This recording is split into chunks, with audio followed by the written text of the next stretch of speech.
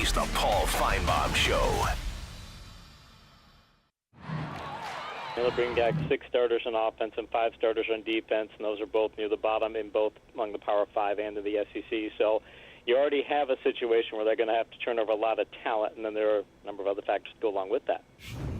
We think Etling is the guy you go with, but let's not forget he finished 7th in the SEC in total QBR last year. So, and 5 of the people who are in front of him, or 4 of the people who are in front of him are returning. So he's already going to be probably a mid-tier quarterback, and that's assuming that maybe Jacob Eason doesn't improve, or that some other people don't step up too. He might not even win the gig, but the other thing that got me about Canada is you go back and look at his teams in terms of total QBR. And his Indiana teams ranked 33rd when he was there, and his North Carolina State teams ranked 55th out of 65 Power 5 teams in total QBR. So again, looking at the track record of does he develop great quarterbacks, or does he develop even good quarterbacks? They had a lot of changes last year, and the team ranked 53rd, the Tigers did, in ESPN Stats and Information's pass rush pressure percentage. How many times on a drop back are you allowing a pass rush to get to a quarterback?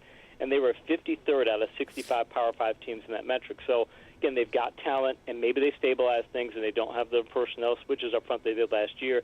If they do that, then they're probably going to improve on this. But even if they don't improve a lot on this, maybe you're mid-tier in that metric. And I think if you're a mid-tier pass-blocking team in the SEC, that's going to make it even harder to get good quarterback play. They only had 9 interceptions last year, and here's the thing. They only bring back 2 of 7 players this year who were notched an interception last year. And one of those players, Dante Jackson, according to Stats LSE, he ranked last on the Tigers in yards per attempt allowed among defensive players with 20 or more targets. So, yeah, they're not bringing back much as far as proven interception ability, and one of the guys they are bringing back was their worst cover man last year, arguably. So you could have coverage issues as well as interception issues.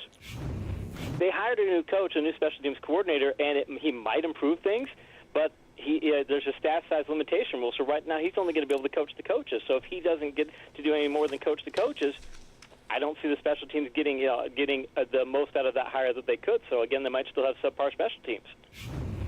Everybody has a tough schedule in the SEC, especially the SEC West, but the Tigers are rated as having the second toughest schedule according to ESPN's Football Power Index and according to ESPN insider Phil Steele's schedule rankings. So they've got the second toughest schedule in college football. I think when you start adding it up and looking at that, especially that 7-game stretch to end the season, Florida, Auburn, Ole Miss, Bama, Arkansas, Tennessee, Texas A&M, with 4 of those games on the road, that's just a brutal stretch. I can't see a team going 7-0 through that. And we welcome you back. So glad you are with us here on a Thursday afternoon.